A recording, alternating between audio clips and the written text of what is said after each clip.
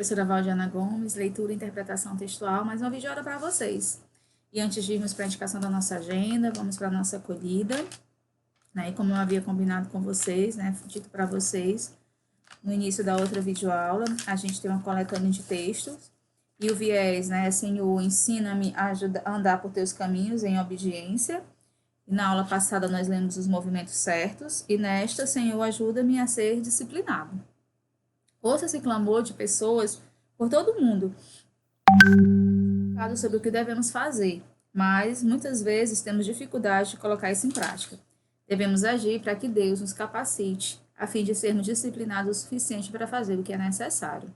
A vida ela vai surgindo, vai criando vínculos, e à medida que crescemos, é como se esse distanciamento fosse natural. Podemos agora fazermos o contrário, permitirmos que a nossa proximidade e intimidade com Deus ela só cresça e só aumenta. Nós podemos fazer através da oração. Então, é assim que a gente começa, né, a nossa videoaula de hoje, fazendo essa fala, esse pedido, para que a gente caminhe em perfeita oração. E, para a sugestão da nossa aula, a gente começa com a correção da leitura e interpretação do texto Deserto Alimentar, que trata-se de uma reportagem, e como resolução, a gente deixa aí a indicação de um PDF, tá bom? Então, vamos agora começarmos, né, a correção da nossa atividade. Como vocês sabem, não é preciso copiar o texto do PDF. Se você tiver podido fazer a impressão, ótimo. Caso contrário, poderia anotar as respostas. Tenham consciência sim, né? Muita gente me perguntando no privado que o texto foi longo, verdade, lamento. Mas é porque como o nosso livro terminou e a gente vai seguir uma sequência de gêneros apresentativos, aí infelizmente foge ao meu conhecimento, à minha possibilidade, tá certo? Estou seguindo um outro livro, um outro material, também de nono ano, também com esse viés. Então, eu peço aí a compreensão de vocês. E a gente começa com o deserto alimentar. Comida saudável mesmo é comida de verdade. Mas quem tem acesso a ela? Reportagem Guilherme Pedro. Não é apenas sobre paladar ou reeducação. Para comer bem, a população de regiões mais pobres em cidades como São Paulo precisa lidar com mais um capítulo da desigualdade social brasileira, o deserto alimentar. Maria Zélia Carneiro Silva, 62 anos, costuma ir ao supermercado uma vez por semana. Na lista de compras, arroz, feijão, café, leite, ovos, entre outros itens, sem esquecer das bolachas recheadas e do achocolatado para o neto de 12 anos. Frutas e hortaliças, só quando sobe. É difícil também porque ninguém em casa gosta muito e acaba estragando rápido, conta. Além da dificuldade econômica, barreiras físicas também atrapalham a jornada que leva ao hipermercado mais próximo. Às vezes pego ônibus para facilitar e costumo voltar de táxi, pois não consigo fazer a volta com as compras. Diz. Na Serra da Cantareira, na zona norte de São Paulo, as casas ficam em lugares altos, o local é repleto de ladeiras. É preciso andar por pelo menos 20 minutos até o estabelecimento com maior variedade de produtos do bairro, que abastece praticamente sozinho todos os moradores da região e do entorno da Vila Albertina. Mas Maria Zélia está em um deserto, mas no lugar da areia estão o asfalto e o cimento, e a escassez é de comida de verdade. Trata-se de um deserto alimentar. O conceito recente e complexo define com difícil acesso a alimentos nutritivos e que tem como consequência a diminuição do seu consumo. Olha aí, seara de pedra. Definir exatamente o que é um deserto envolve uma série de aspectos sociais e econômicos. Portanto, a distância geográfica não deve ser o único ponto a ser levado em consideração, já que não necessariamente as pessoas saem de casa exclusivamente para comprar comida, muitas vezes no caminho para algum outro lugar. As definições são sempre arbitrárias. O que impede medições exatas é que cada pessoa tem uma ideia construída de bairro e território. Depende da forma como ela se desloca, não apenas do lugar onde mora, afirma Ana Clara Dura, doutora em Ciências e pesquisadora da Faculdade de Saúde Pública da USP, especialista no ambiente alimentar urbano do município. Além da questão gastronômica, os desertos refletem questões de saúde pública e de desigualdade social. Regiões mais pobres e mais ricas têm acesso diferente a alimentos de verdade, o que impacta na qualidade da comida que consomem. Ouve-se muito que as pessoas em regiões mais afastadas da cidade e do país estão aumentando o consumo de comida processada, mas primeiro precisamos analisar a logística de distribuição para esses lugares, como está e se está chegando alimento fresco lá, diz Ana Clara Dura.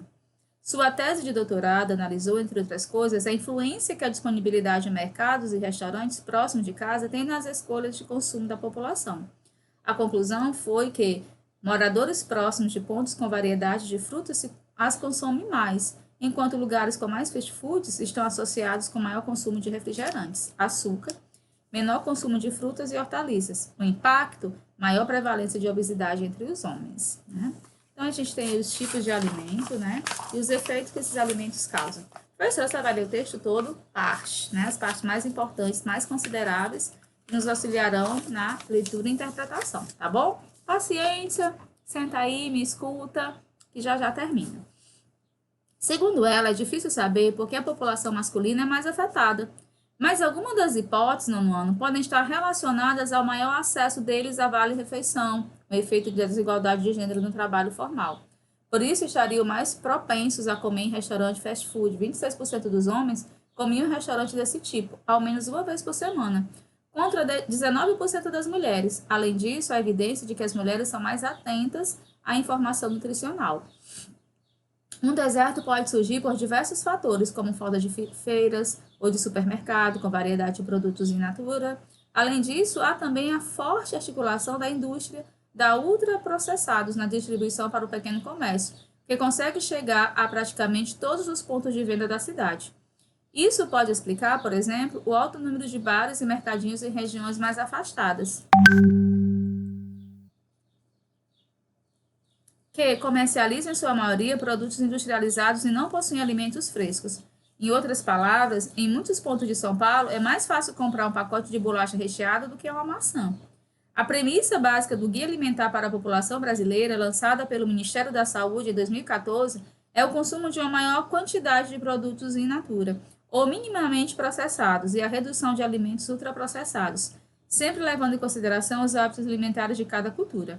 A OMS, a Organização Mundial da Saúde, recomenda a ingestão diária de pelo menos 400 gramas de frutas e hortaliças, o que equivale aproximadamente ao consumo diário de 5 porções desses alimentos. No almoço, a cada dia na casa de Maria Zélia, o prato tem arroz, feijão, carne ou frango. Às vezes, algumas batatas fritas e com pouca frequência legumes cozidos, como cenoura ou chuchu. Eu preciso comer legumes porque a médica mandou, devido aos meus problemas de saúde, mas sinceramente não gosto muito, afirma. Mas a população da população está com peso acima do recomendado. A obesidade atinge 18,9% dos brasileiros. Nos últimos 10 anos, os casos de hipertensão cresceram 14,2% e os de diabetes 61,8%. Os dados referentes a 2016 foram divulgados em abril de 2017 pelo Ministério da Saúde. Além disso, pela primeira vez na história, a atual geração corre o risco de viver menos que seus pais. Se poucas décadas atrás a fome era o principal problema relacionado à alimentação, hoje dá um cenário oposto acontecendo simultaneamente, ao passo que o combate à desnutrição continua sendo necessário, especialmente em grupos e regiões mais vulneráveis. Os esforços de países e entidades do mundo todo agora se concentram na qualidade de alimentação. O direito humano à alimentação adequada, o DHA, está assegurado pelo artigo 25 da Declaração Universal dos Direitos Humanos da ONU, de 1948. Em 2020, foi aprovada a Emenda Constitucional número 64, que inclui o direito à alimentação no artigo 6º da Constituição Federal do Brasil. O DHA envolve a segurança alimentar, que significa pleno acesso à alimentação em qualidade e quantidade suficientes de forma permanente, sem comprometer outras necessidades essenciais.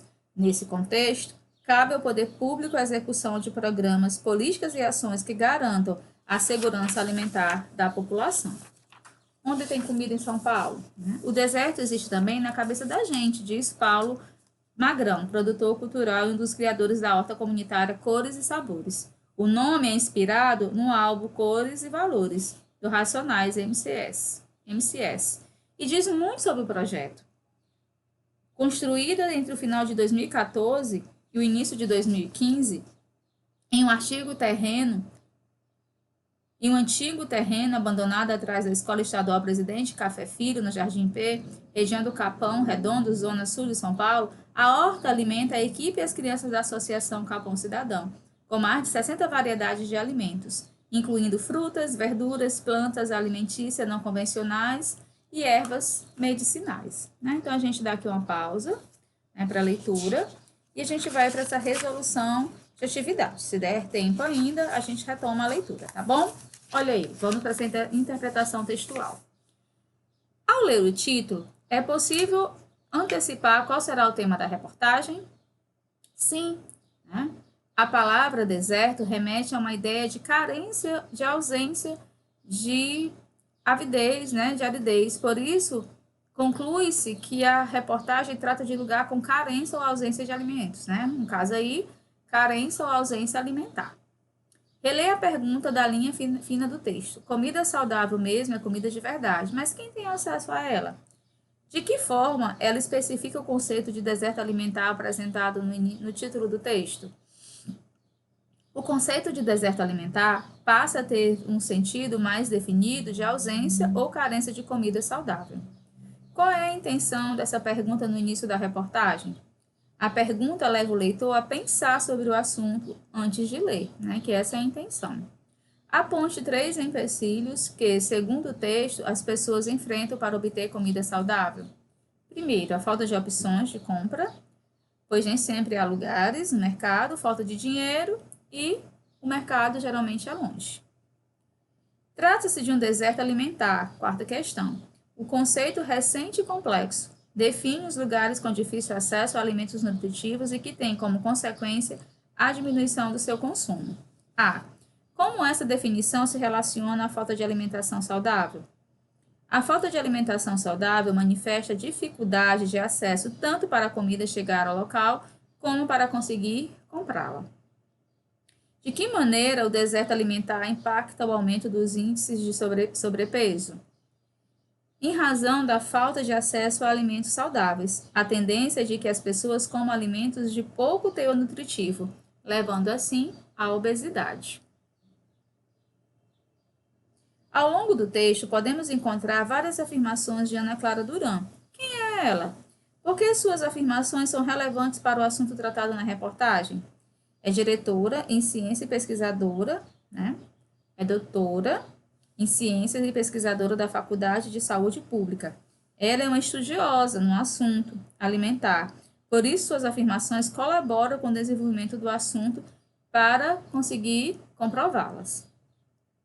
Assinale quais afirmações a seguir demonstram a relação do intertítulo Saara de Pedra com o objeto de estudo de Ana Clara. Então, a gente vai ter aí a opção A, os desertos alimentares refletem questões de saúde pública e de desigualdade social. Regiões mais pobres e mais ricas têm acesso diferente a alimentos de verdade, o que impacta na qualidade da comida que consomem. Em regiões mais afastadas da cidade, está aumentando o consumo de comida processada, mas é preciso analisar a logística de distribuição para esses lugares e verificar se os alimentos frescos chegam até lá. Aí, conforme a orientação, né, você vai marcar o item A e tudo que está ao lado do item A. Vai marcar o item B e escrever tudo que está ao lado do item B. Leia os outros intertítulos e comente o assunto principal em cada um deles. Aí a gente volta lá, né, para a leitura, conforme eu disse, né, que a gente dava uma pausa, então a gente podia responder. E agora, para responder essas questões finais, a gente vem aqui. Na EMI, professora disse dos Santos, localizada no Recanto Campo Belo, extremo sul da capital paulista, não só os professores, como também as cozinheiras escolares, as populares merendeiras, participam ativamente da educação alimentar das crianças de 4 e 5 anos. Em 2011, percebendo a grande rejeição dos alunos às frutas, legumes e verduras servidos nas refeições, a professora Sônia Ribeiro e a equipe da escola plantaram uma semente, que literalmente traria muitos frutos. Deram início a um projeto pedagógico que consiste em despertar o interesse pelos alimentos por meio da literatura infantil. Legal, né? Ao mesmo tempo que fizeram pequenas plantações de hortaliças em vasos. No ano seguinte, os funcionários reformaram um espaço ocioso e construíram uma horta e um pomar. Enquanto nas salas de aula os alunos ouviam e discutiam histórias como o grande rabanete, ou o ratinho, o morango vermelho maduro e o grande urso esfomeado, e eram apresentados a obras de artistas como Tarsila do Amaral e Aldemir Martins, que pintavam memórias afetivas de alimentos. O projeto rendeu à escola o Prêmio Educação Além do Prato, realizado pela Prefeitura em 2014, que visa reconhecer iniciativas de educação alimentar nas escolas das redes municipais e valorizar o trabalho das cozinheiras escolares, vencedor da categoria Prato Quente. O arroz colorido é uma receita da avó de Sônia, que mistura os grãos com creme nas cores verdes, rosa e amarelo, feitos com espinafre, beterraba e cenoura, respectivamente. Aqui no Brasil, falta fazer nossas crianças saberem sobre os alimentos. Ainda existe muita cultura do desperdício, conta Maria Aparecida, que reforça o cuidado com a comida, mesmo com as dificuldades, principalmente de baixa remuneração, que enfrenta com todas as cozinheiras escolares, contratadas por empresas terceirizadas. Cozinho todos os dias como se fosse para os meus filhos, diz. O maior restaurante do mundo. A alimentação escolar é um dos veículos que garante o DHA, conta a Érica Fisch, ex-diretora da CODAI, Coordenadoria de Alimentação Escolar do município de São Paulo, órgão responsável pelo gerenciamento técnico, administrativo e financeiro do Programa de Alimentação Escolar da cidade de São Paulo, que serve aproximadamente 2,2 milhões de refeições e não merendas por dia. Os pratos são elaborados com o objetivo de reunir todos os grupos nutricionais necessários para o desenvolvimento sociológico, biológico e psicológico dos mais de 900 mil alunos da rede municipal. Em novembro de 2016, a cidade de São Paulo venceu o Prêmio Maior Chanceler, promovido pela que busca iniciativas municipais para o desenvolvimento urbano sustentável. Junto de outras 290 cidades, a capital paulista concorreu com o projeto Ligue os Pontos, uma plataforma digital com a intenção de aproximar os produtores rurais da cidade dos consumidores e potencializar políticas públicas com relação à agricultura local. Como prêmio, a cidade recebeu um aporte de 5 milhões para a implementação do projeto. As compras públicas têm um poder fundamental na ligação entre a alimentação, a escola, os alunos e os pais, estabelecendo bases para girar a economia local, valorizando especialmente a agricultura familiar e evitando até mesmo o êxodo rural. O modelo feito em São Paulo está tornando uma referência para a cidade do mundo todo. Reforça a ECA, que ficou na CODAI até o início de 2016. Aproximadamente um quarto do território da cidade, assinatura de comida, é rural. A gente fala de autonomia e não sabe plantar um pé de mandioca, diz o permacultor e educador Jailson Ponlijupi, morador da ilha, que na verdade é uma península cercada pela represa Billings, onde o acesso é feito por meio de uma balsa. Ele é um dos colaboradores da Ecoativa, um espaço sociocultural multidisciplinar de ecologia, turismo e educação, que iniciou no segundo semestre de 2016 um sistema de comercialização de alimentos orgânicos, com o conceito de CSA, Comunidade que Sustenta a Agricultura. A ideia é sair do campo exclusivo do comércio e articular quem produz e quem quer consumir. Bom, aí nós temos aí, né, a fonte do texto. Deixamos ao finalzinho para vocês, que lá no penúltimo parágrafo diz assim: mas o serviço, por enquanto, ainda é restrito.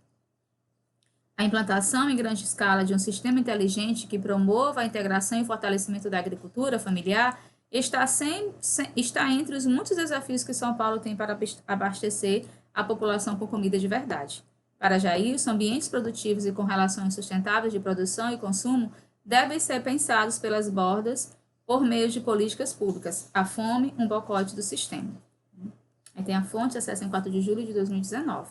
Aí arbitrárias, logísticas, plantas alimentícias não convencionais, êxodo rural, permacultor, boicote. Tá bom? Aí a gente volta, né, para a questão 7. Leia os outros intertítulos e comente o assunto principal em cada um deles. Aí o que teria no Comer Direito?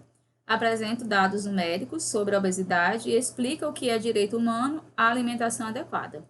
Oásis de comida. Explica o trabalho da horta, né, cores e sabores, e mostra que é o do oásis, né, local mais fértil em relação à comida. O maior restaurante do mundo retoma o direito humano à alimentação adequada. E a assinatura de comida mostra como sair do campo exclusivo do comércio e articular quem produz e quem consumir. De que maneira os assuntos abordados nos trechos dos intertítulos contribuem para o desenvolvimento do tema da reportagem? Os trechos apresentam algumas soluções para combater os desertos alimentares e mostram que é possível pôr em prática algumas ações para melhorar a situação, principalmente nas escolas. Então, a gente encerra assim a nossa videoaula por hoje. A gente deseja que realmente tenha sido proveitoso. Eu sei que às vezes é chato ficar ouvindo, mas se você estiver acompanhando a leitura, não foi do texto todo, foi pontual, algumas partes mais importantes. E é assim que a gente treina, pessoal, a leitura e interpretação, tá bom? Lá no grupo e na plataforma eu vou deixar a indicação do outro PDF. Um abraço carinhoso e a gente se encontra na nossa próxima videoaula.